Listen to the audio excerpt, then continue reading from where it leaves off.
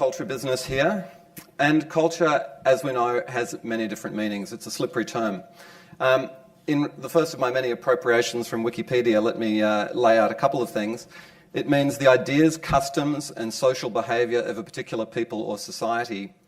And it can mean more specifically the arts and other manifestations of human intellectual achievement regarded collectively.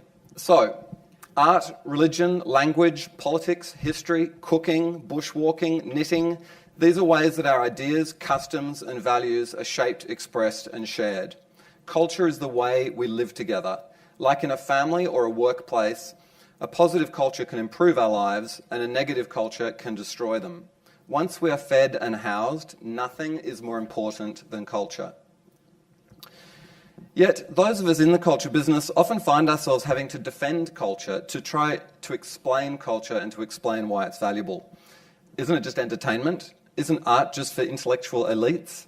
Why should government, the media, sponsors, donors care about what we do? For many people and institutions, this continues to be a hard question to answer simply and compellingly. So here are some thoughts on that.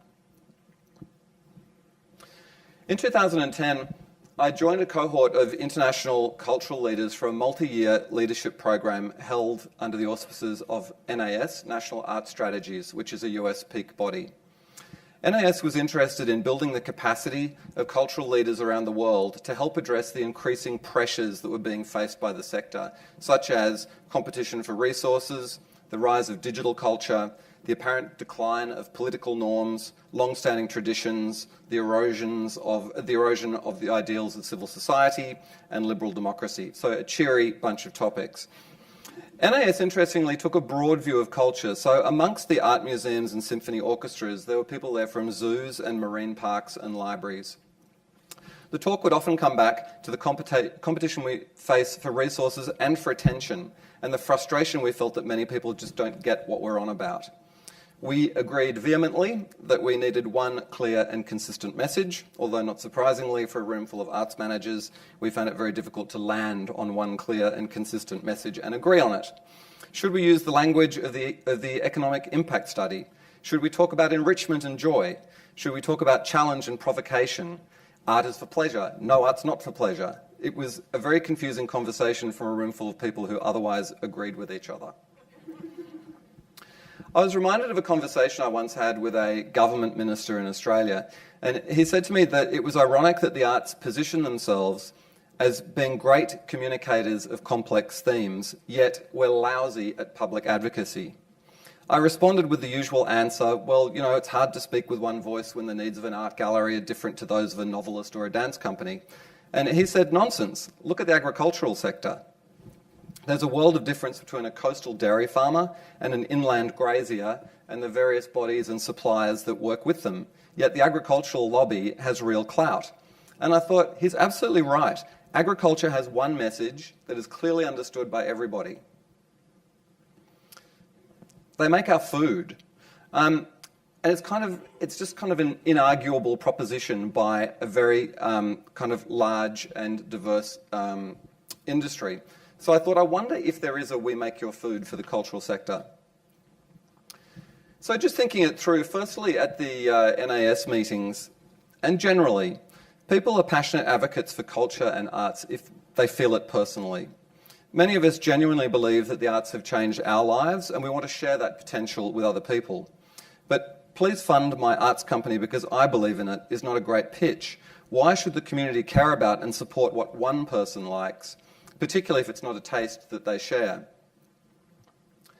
And yet, what is the community but an aggregation of people? All of us are just one person. Doesn't each one person deserve a chance to express themselves, to grow, to have their spirits lifted? Don't we want to live in a society where each one person can be a positive contributor? The reason personal inspiration and personal well-being are important is because they aggregate into communal well-being. And surely that's not only a valuable thing, but also a foundational thing that we need for a functional, productive and harmonious society. So naturally, not everybody likes the same thing. Some people just don't like theatre in the same way that I just don't particularly like football. There is a concept known as externalities, and externalities refers to a situation in which I can get a benefit from something happening even if I'm not directly involved in that thing. I rarely go bushwalking, but I work with people who get their energy and their inspiration and their renewal from bushwalking in national parks. Some people get this from cooking for family and friends on the weekend, some from Netflix. All these things are cultural activities, and they can all help make the people I work with, buy things from, live with, and sit next to on the train feel positive, connected, and happy in their lives. I'm happy that the government invests in parks and sporting fields, even though I may not use them, because they help make the kind of community that I want to live in. And by the same token, people who don't necessarily get art still benefit from that.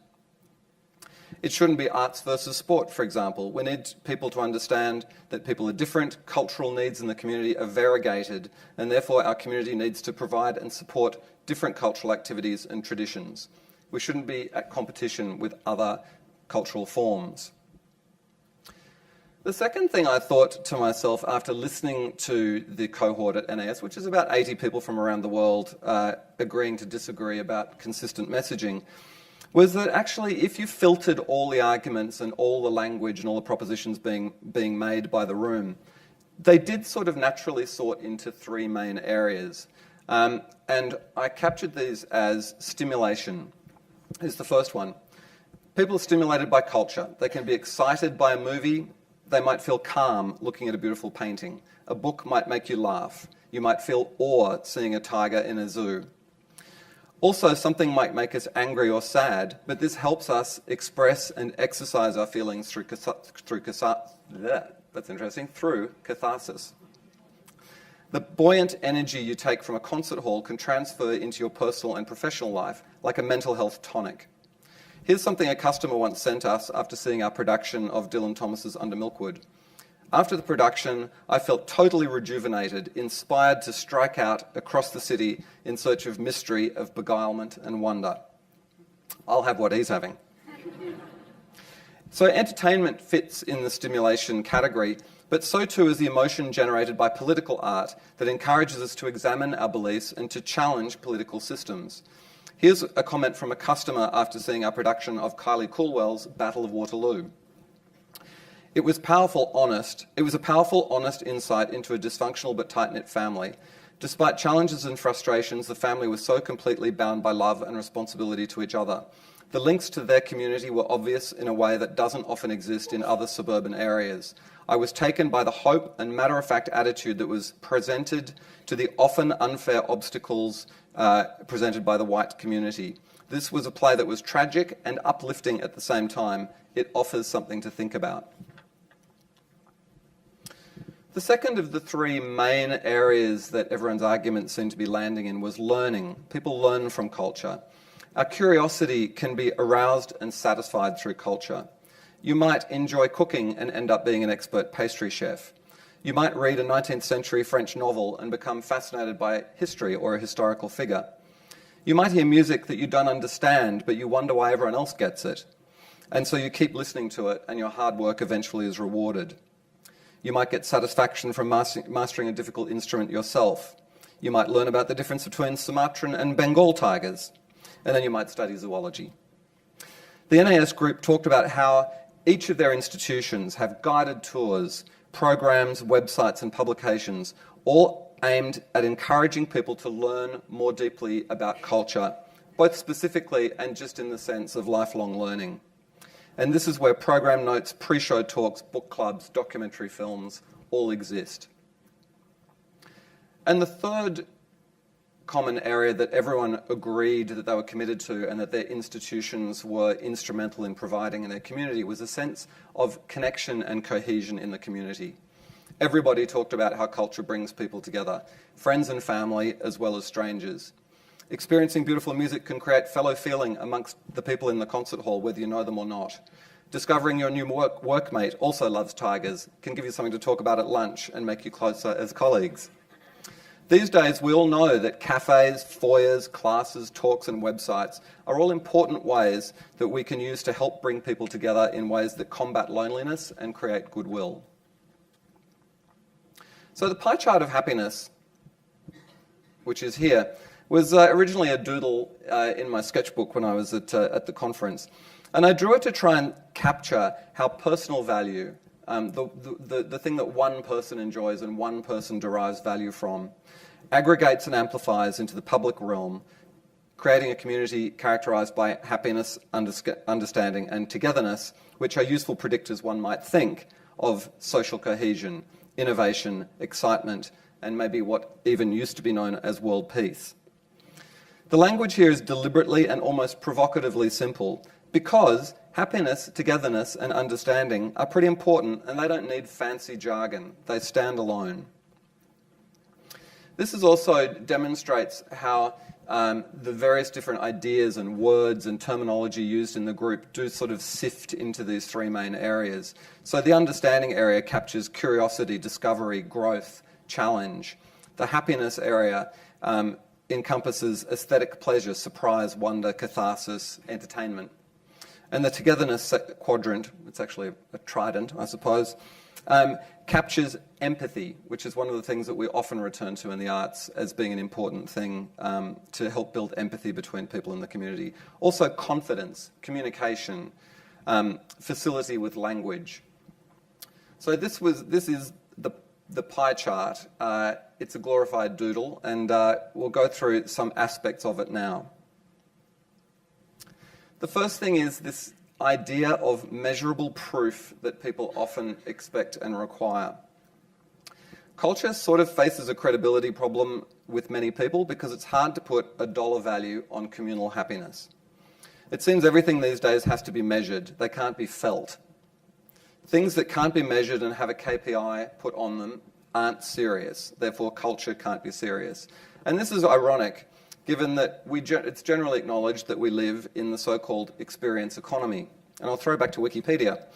A service business charges for the activities you perform. An experience business charges for the feeling customers get by engaging it. And this comes hand in hand with an increased interest and demand for EQ in the workplace. And EQ is the capability of individuals to recognise their own and other people's emotions, to discern between different feelings and label them appropriately, to use emotional information to guide thinking and behaviour, and to manage and/or adjust emotions to adapt to environments and to achieve one's goal. Research always tells us that humans make decisions with emotions. We're not rational, no matter how much we pretend to be. The sidelining of social and emotional priorities over economic ones over the past couple of generations has left us ill-equipped to define, articulate and capture cultural value. Do we really need numbers to tell us or confirm something to us that we feel so strongly? Here's a conversation I've had many times, and I'm sure many of you in the room have as well. Culture eats strategy is one of the great truisms of management theory. And we all know about confirmation bias. We know we are emotional beings, but our fear of the unmeasurable remains strong. Numbers are strong, emotions are weak. This, notwithstanding the fact that many economic impact studies are themselves great works of fiction, this goes to show that even using the language of economics back at people who demand it from us still doesn't change their minds because it's a qualitative belief that people have. So contrast this with a fellow called Steve Jobs, who said, "It's in Apple's DNA that technology alone is not enough. It's technology married with liberal arts, married with the humanities, that yields the result that makes our hearts sing." Now, he can say this. If I said this as a theatre manager, people would laugh me out the door. Singing hearts is not exactly a business pitch. Try and put a number on that. So that was Apple's market cap as of May last year. And it seems that there might be evidence to trust our senses and our emotions after all, and that crucially there is a really important role for the liberal arts and the humanities. This is STEAM, not STEM, in action. There are, of course, measurable benefits from arts and culture, and these are known as the extrinsic benefits, activities and programs that leverage off the intrinsic benefits, the personal benefits of stimulation, learning, and connection. And I imagine all of this in the room are fairly fluent in extrinsic. These are things like hotel bed nights, school literacy programs, livability rankings, the value of IP generated, the amount of jobs created. Around the world, in Australia, in Hong Kong, in China, in the Middle East, in Europe, there are many governments funding new buildings for culture, theatres and concert halls and art galleries. Buildings are solid and real. You can measure them. But often, people forget that the artists also need to be funded to make the work that goes into the buildings. A healthy and vibrant community of artists making great work will drive tourism. An empty building won't. And there are other ways you can extract value from this way of thinking. Organisations these days, we are facing a lot of potential as a cultural sector at the moment with the way business is now tilting. Organisations are constantly wanting to attract and retain the best talent, to develop collaborative workplace cultures, to be creative and innovative. And culture can contribute to this if organisations encourage their people to be culturally active, social, curious, positive, imaginative. Demonstrating the extrinsic value of arts and culture is, of course, very important for all of us, but as they say, the tail should not wag the dog, and I think there has been a bit of dog waving, and I think even many people outside the industry have said that sometimes perhaps we've given a trick away by trying to engage with economists on their own terms and not sticking to our own guns on value. So from Steve Jobs to Aristotle. Aristotle said this, a couple of millennia ago, that theatre's role is to arouse in the audience feelings of pity and fear and to purge these, thereby making people emotionally stronger. This thinking has been around for a long time, and this is Western theatre, which goes back a couple of thousand years. There are, of course, human cultures with tens of thousands of years of continual arts and cultural practice. Art is deeply ingrained in human culture, and in fact, one of the reasons it's hard to point at culture and art and explain why it is a thing that is important is because we view the world through filters of art and culture. It's inside us. It informs our way of seeing and experiencing the world. And it always has. Here's another person I like to quote, Brian Eno, who is a musician and innovator, and he gave the John Peel lecture in the UK in 2015. And he said something that encapsulates all this very nicely, I think. Art is everything you don't have to do. We need to move, but we don't have to do the rumba. We need to eat, but we don't need to create a bomb Alaska. So why do we dance and make fancy cakes? Why do we play the piano or go to the art gallery or go to a play? It's because these experiences make us positive, they can make us inspired, they can make us smarter, they can make us kinder. Culture helps create a community full of happiness, togetherness, and understanding. An obsession with economics and consumption has contributed to the mess the world is currently in, and we can't measure our way out of that. We need trust, bravery, and emotional resilience. We need collaboration and generosity of spirit. We need to imagine new ideas, and we need to tell the story of the future. We are emotional beings. To enact change, we need to understand our feelings and the feelings of others. We, in fact, need to feel better. And here, perhaps, is a foundational statement on the value of culture. And I think this is something I'm happy to pass over to people to think through similar ways of clearly, personally, directly, and honestly articulating the value of culture to the people that you deal with in your work. Thanks very much for listening. I hope that was interesting, and have a great conference.